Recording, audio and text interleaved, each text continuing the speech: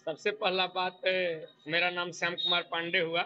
मैं काली माता मंदिर रेड़मा में अभी वर्तमान में पुजारी हैं।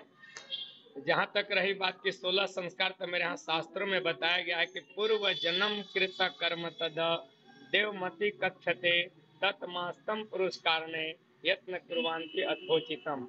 इस श्लोक का भाव है कि हमारे पूर्व जन्म के ही कर्म से नाना प्रकार के सुख दुख या जो भी हम इस संस्कार में बनते हैं, यह सब मेरा पूर्व जन्म का दिन होता है। तो जब सबसे पहला संस्कार है जन्म संस्कार। व्यक्ति पहले तो गर्भाधान हुआ कि गर्भ में हम आते हैं तो गर्भाधान संस्कार भी हुआ है कि जब हम गर्भ में आते हैं उसके लिए भी बहुत तरह के प्रक्रिया हैं जो वैदिक रीति रिवाज से हमें अपने दाम्पत्य जीवन में कैसे क्या करना है वो हमें आचार्यों के द्वारा बताया जाता है कि शुभ समय में ही हम गर्भाधान का काम करें। अब रहा बात की गर्भाधान से जो हम ऊपर चलते हैं तो जन्म का स्थान आता है, माने जन्म संस्कार।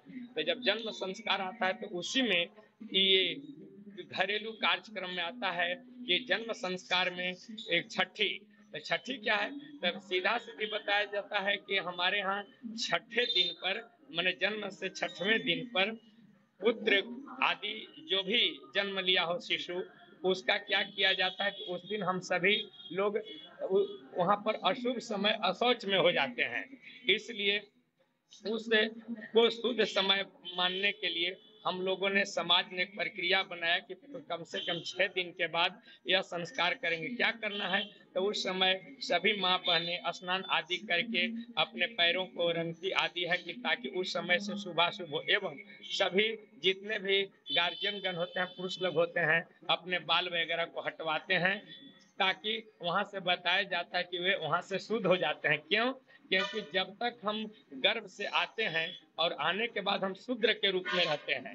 इसलिए शूद्र मीन्स क्या कि आचरण हीना इति शूद्र, जो आचरण से हीन है वही शूद्र है। मतलब जो कोई संस्कार को हम नहीं जानते हैं, कोई आचरण को करना नहीं जानते हैं, तो हमें शूद्र कहा गया है।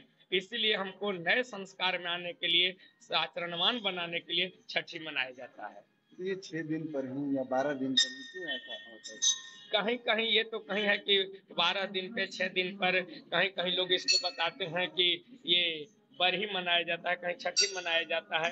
इस तरह से कुछ प्रचलन है। अब रहा बात ये कि कुछ विद्वानों का मत है कि जैसे हमारे यहाँ शास्त्र छव है, तो हमें जो चीज भी मिला है शास्त्र के माध्यम से मिला है। एक तो ये प्रक्रिया है कि हम शास्त्र के मुताबिक चलते हैं, इसलिए हमें जो है से इसे 6 दिन माना गया है। दूसर का बात ये भी कहा गया है कि ये 6 दिन ही क्यों, तो बतलाया जाता है कि हर व्यक्ति को, जैसे हमारे यहाँ बताया गया कि 6 महीना में पुत्रों को पुत्री को इस सभी को जो है प्रौढ़ हो जाते हैं, ठीक उसी तरह से इसे 6 दिन जो है उसको निकाल लिया गया, लेकिन शास्त्रीय हिसाब किताब से उसे जो है 6 शास्त्र का यह प्रकरण है, शास्त्रीय विधि है, इसलिए उसको 6 दिन मानते हैं, जो हमारे कुछ विद्वानों का कहना है।